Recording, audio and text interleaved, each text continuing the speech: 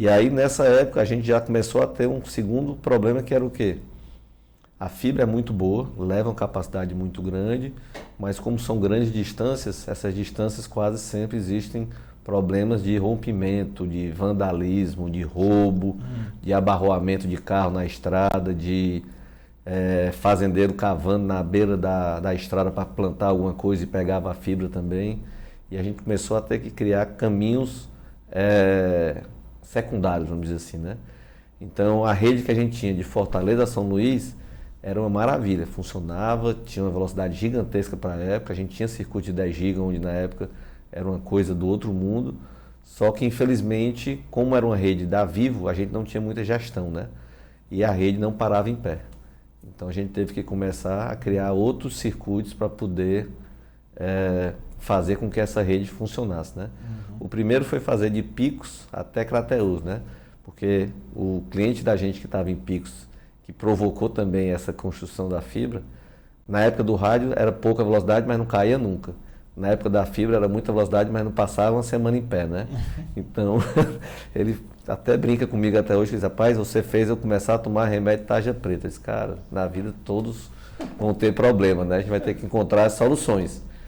E aí a solução que a gente achou de uma forma bem rápida, que eu acho que essa é a grande diferencial que a gente conseguiu ser, sempre é o que, cara? Problema nós vamos ter sempre. O que nós temos que achar é a solução para poder resolver o problema. E aí sentamos junto e construímos realmente de Picos até Crateús, onde encostava de novo lá no cinturão digital, e aí eu conseguia ter duas rotas, né? Então quando estava quebrado de um lado, saía pelo outro, e aproveitava isso também para proteger Teresina, que Teresina podia voltar para esse circuito, e aí você começa a fazer várias outras rotas, né? Redundância, né? Redundância, exatamente. Hoje na internet quem tem dois não tem nada, né? Antigamente quem tinha um não tinha nada. Hoje quem tem dois ainda não tem nada, né? Então hoje na rede, você for pegar o desenho, você vai ver que nós temos desenhos lá onde tem cidades que tem 6 saídas, né? Hoje para mim chegar em Teresina eu consigo chegar por 6 locais diferentes. Para mim chegar em São Luís, que é uma ilha um pouquinho mais complicada, eu chego por 3 locais diferentes. Para chegar em Belém eu chego por 3 locais diferentes. Então quase toda a rede hoje que a gente construiu tem várias interconexões para você nunca ficar fora, né? Hoje o ser humano quer deixar ele com raiva, deixar ele sem internet, né? Começa lá em casa, né? O meu menino quando fica 2 horas sem internet parece que o mundo vai se acabar. Então a gente vê isso até dentro de casa. E nesse andado a gente começou a crescer, criando rede, chegamos na região centro-oeste, por Brasília, chegamos depois a São Paulo com rede própria, chegamos em Salvador, criamos União, Salvador, Brasília, BH, BH, São Paulo. E a rede foi crescendo, até que chegou um momento que a gente achou que o negócio estava ficando grande demais para ser gestionado apenas por uma pessoa. E aí fomos atrás de procurar um parceiro para ver se a gente conseguia acelerar ainda mais o projeto e ter um projeto nacional realmente de grande valor para todos, né? Eu acho que a gente sempre trabalhou muito em tentar levar a internet de qualidade para onde as grandes não levavam, né? Não adiantava eu levar a internet de qualidade para onde já tinha internet, já tinha celular, já tinha tudo. Então a gente sempre trabalhou nesse intuito, criando redes onde ninguém chegava, né? A gente praticamente era o salvador da pátria, né? O cara estava no meio do interior sem nada, a gente ia fazer um estudo, viabilizava e passava a fibra até esse local e ia fazendo rede, até que chegou em 2019, né? O negócio estava grande demais e a gente foi ao mercado atrás de um sócio. O primeiro sócio que a gente conversou para tentar fazer o negócio foi com o BTG, né? O BTG tinha acabado de comprar a Globinet, que era uma empresa da Oi, que na verdade era dos cabos submarinos que chegavam aqui em Fortaleza. E aí para ele fazia todo sentido ter a empresa que levaria a internet de Fortaleza para todo o interior, né?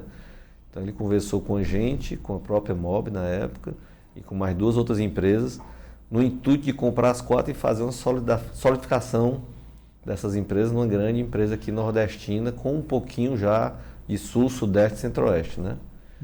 Infelizmente a gente estava muito cru na época, né? A nossa empresa, a gente tinha muita governança para ser criada, muitos processos para ser executados, Tu tinha quantos funcionários aí nessa época já? Nessa época eles começaram a entrar, tinha 120.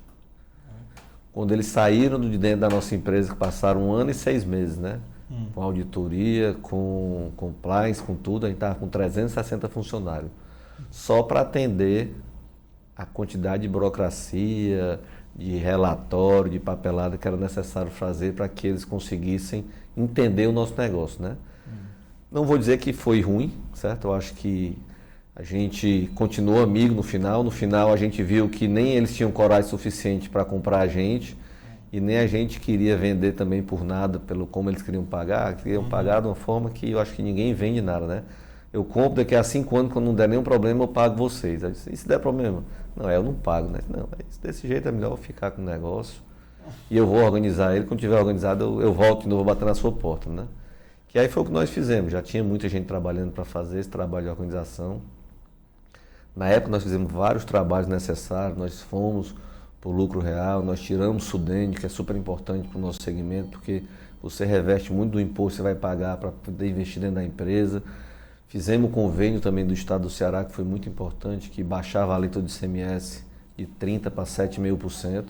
Eu acho que hoje isso é um dos grandes fatores para as empresas de pequeno porte, que a gente se intitula, né, PPPs, continuar no mercado. Hoje as grandes estão querendo acabar com isso, né? Estão querendo dizer que todo mundo é igual.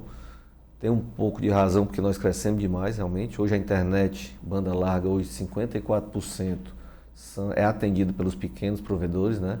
Então hoje as grandes operadoras elas estão perdendo e continuam perdendo e não conseguem virar esse placar, né?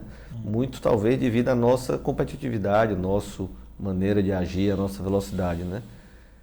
Hoje eu também faço parte da Telcomp, a gente hoje é presidente do Conselho Estatutário lá, que nada mais é a Telcomp, é uma empresa, uma associação que junta hoje os 54, vamos dizer assim, maiores provedores de pequeno porte.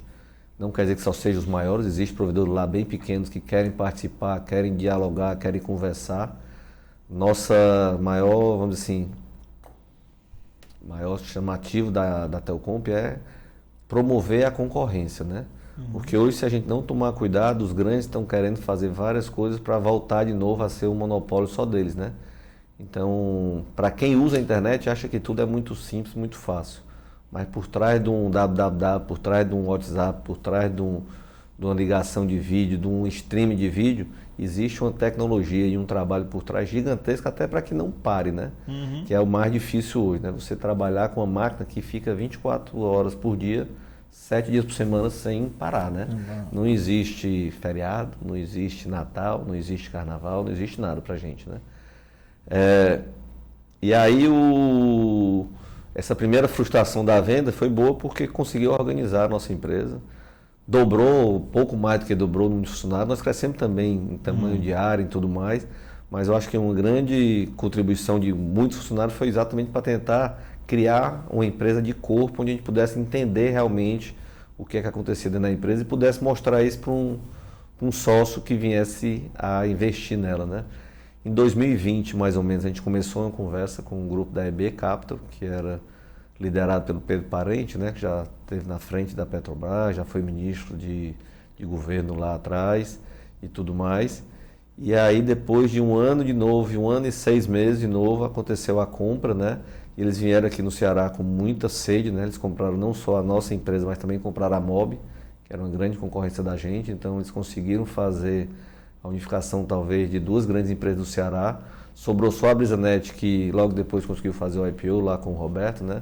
A gente continua ainda amigo, tocando as coisas.